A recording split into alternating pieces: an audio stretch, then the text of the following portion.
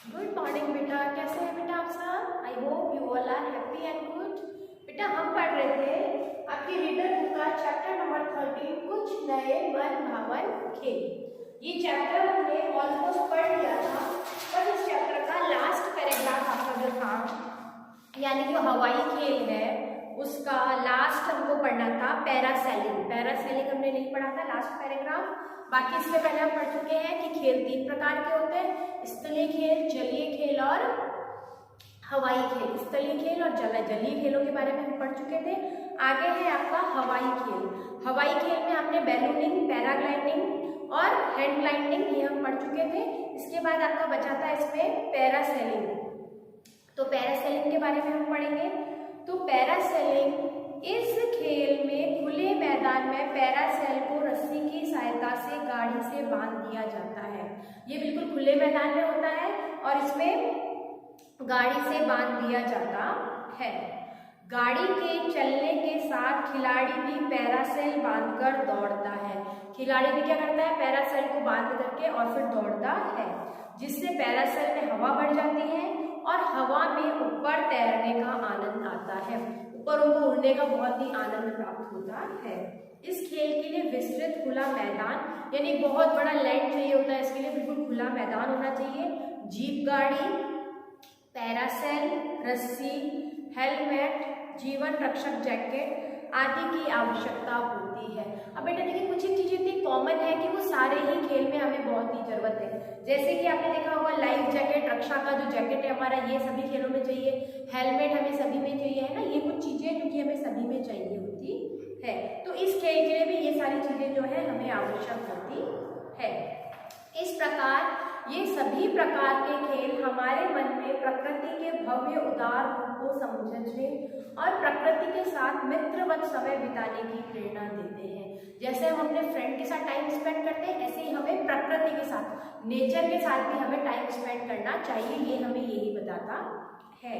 तथा व्यक्ति विशेष में उत्साह, मैत्री, आत्मनिर्भरता, साहस, धैर्य, सहिष्णुता, उदार जैसे गुणों को विकसित करते हैं। ये सारे गुण हमारे खेल खेलने से हमें विकसित होते हैं। अब देखिए बेटा, आगे है आपके प्रश्नोत्तर में मौखिक प्रश्न। ये मौखिक प्रश्न में आपको होमवर्क में करवा चुकी हूँ और लाइव क्लास में भी समझा चुकी हूँ। इसके बाद आपके आगे आता है सही उत्तर पर निशान लगाना है, यानी आपके ऑब्जेक्टिव टाइप क्वेश्चन है, उन पे आपको निशान लगाना है। तो ऑब्जेक्टिव टाइप में फर्स्ट है आपका तलवारबाजी किस खेल प्रकार का खेल है? तो तलवारबाजी किस प्रकार का खेल है? स्थलीय खेल है। इसमें सेकंड जो है आपका वो ठीक है। स्कीइंग खेल का प्रारंभ किस देश में हुआ था? तो स्कीइंग खेल का प्रारंभ स्कैंडिनेविया में हुआ था। थर्ड नंबर वाला आंसर ठीक है। राफ्टिंग के लिए प्रयोग की जाने वाली नौकाएं किस पदार्थ की बनी होती है? तो राफ्टिंग के लिए जो हम काम में लेते हैं वो कैसे बनाते हैं? आपको सिंथेटिक फाइबर की बनी हुई होती है। हॉट एयर बलूनिंग उत्सव कहाँ मनाया जाता है? हॉट एयर बलूनिंग उत्सव ब्रिस्टल में मनाया जाता है। पैदल चलना स्वास्थ्य के लिए अच्छा है, इसीलिए किस खेल को महत्व दिया जाता है? पैदल चलने के लिए हमें क्या होता है? पथारोहण। पथारोहण को हमने महत्व दिया है। आगे देखिए बेटा, आपका है लिखित प्रश्न। लिखित प्रश्न में फर्स्ट है आपका जमीन पर खेले जाने वाले खेलों में से किन्हीं 5 खेलों के नाम लिखिए। तो जमीन पर जो खेल खेले जाते हैं उन खेलों के बारे में हमने पढ़ा था और उनके बारे में हमने समझा भी था। तो ये है आपका लिखित का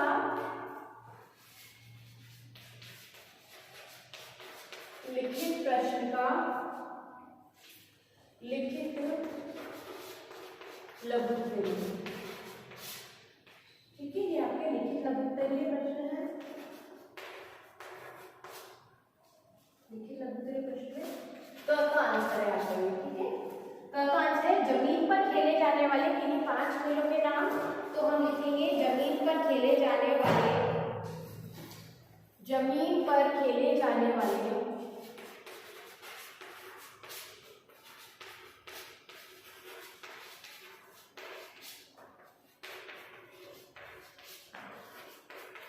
कौन कौन से होते हैं? क्रिकेट,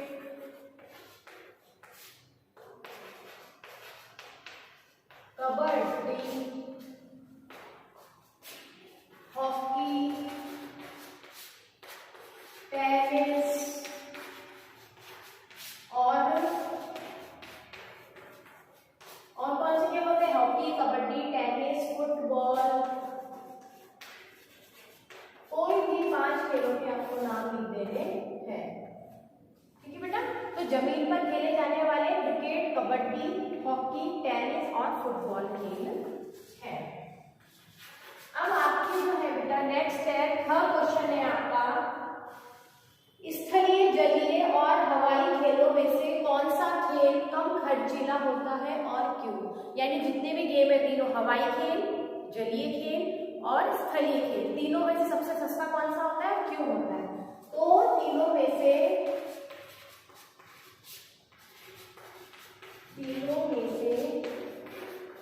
सबसे सस्ता,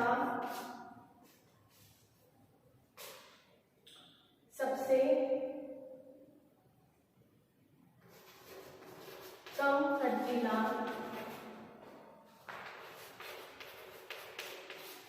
स्थलीय खेल होता है।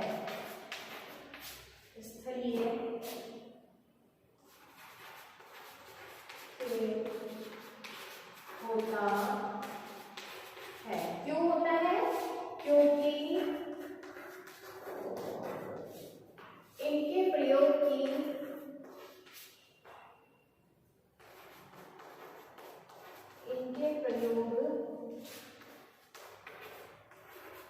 होने वाली, इनमें प्रयोग होने वाला जो सामान होता है, इनमें प्रयोग होने वाला जरूरत का सामान सस्ता होता है, सस्ता होता है और आसानी से उपलब्ध भी हो जाता है, बहुत जल्दी अवेलेबल भी हो जाता, आसानी से उपलब्ध, उपलब्ध का मतलब होता है अवेलेबल होना, उपलब्ध भी हो जाता, उपलब्ध भी हो जाता है। ठीक है बेटा, तो तीनों जो खेल है, स्थलीय खेल, जलीय खेल, हवाई खेल, तीनों में से सबसे कम खर्चीला स्थलीय खेल होता है, क्योंकि इनमें प्रयोग होने वाला जरूरत का सामान सस्ता होता है और आसानी से भी हमें उपलब्ध हो जाता है, बहुत ही इजीली हमें यह प्राप्त हो जाता है। यह है आपका पर्वतारोहण के समय किन किन आवश्यक चीजों को साथ ले जाना चाहिए। पर्वतारोहण, जब हम पढ़ाई पे पहाड़ पे चढ़ाई कर रहे हैं तो हमारे पास कौन कौन सी जरूरत के सामान होने चाहिए? तो आंसर लिखेंगे हम, पर्वतारोहण के समय, पर्वतारोहण के समय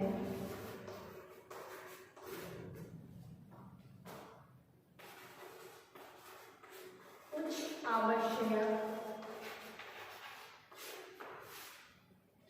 चीजों को साथ ले जाना चाहिए।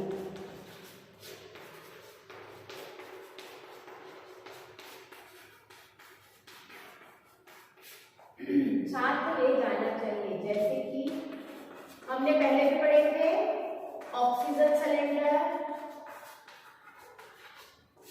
ऑक्सीजन सिलेंडर, स्लीपिंग बैग,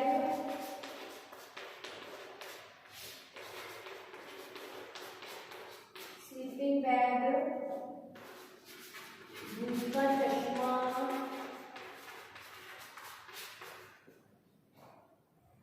धूप का चश्मा, प्राथमिक चिकित्सा की सामग्री यानी कि फर्स्ट एड किट, प्राथमिक चिकित्सा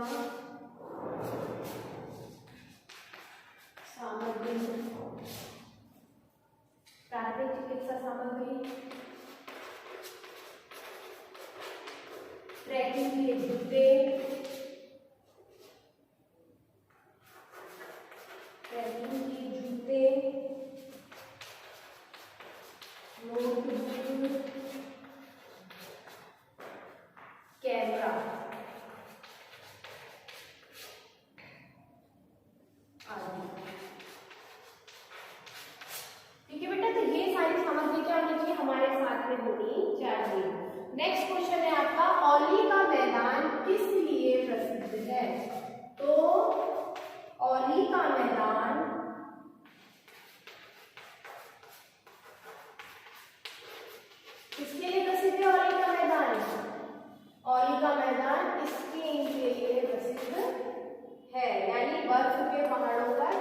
फिसलने का जो खेल होता है स्कीइंग के लिए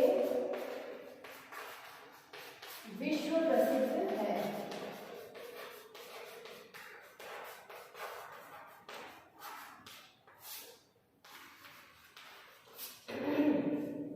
ठीक है बेटा, ओली का मैदान स्कीइंग के लिए बहुत ही प्रसिद्ध है।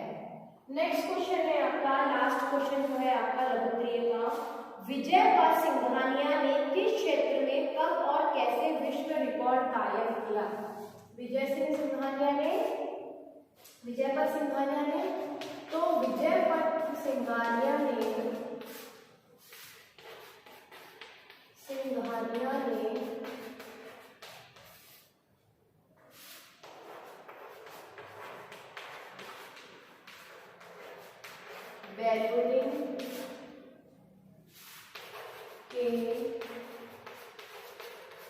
बैलूनिंग के क्षेत्र में 26 नवंबर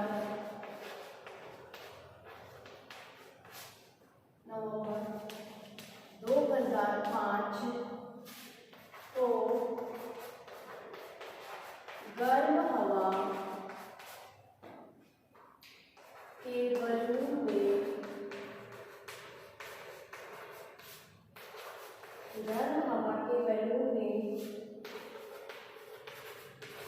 उड़ते हुए 21,290 मीटर की ऊंचाई तक पहुंचकर एक नया विश्व रिकॉर्ड कायम किया। एक नया विश्व रिकॉर्ड कायम किया। तो विजय व सिंघानिया ने बैलूनिंग के क्षेत्र में 26 नवंबर 2005 को गर्म हवा के बैलून में उड़ते हुए कितनी यात्रा पूरी की? 21,290 मीटर की यात्रा उन्होंने अपनी पूरी की। ठीक है बेटा, ये हो गए आपके लिखित लघुत्तरीय प्रश्न। ठीक है, स्क्रीन पे मैंने आपको कर दिया अच्छे से। फिर भी अगर आपको प्रॉब्लम होगी तो आप उससे लाइव क्लास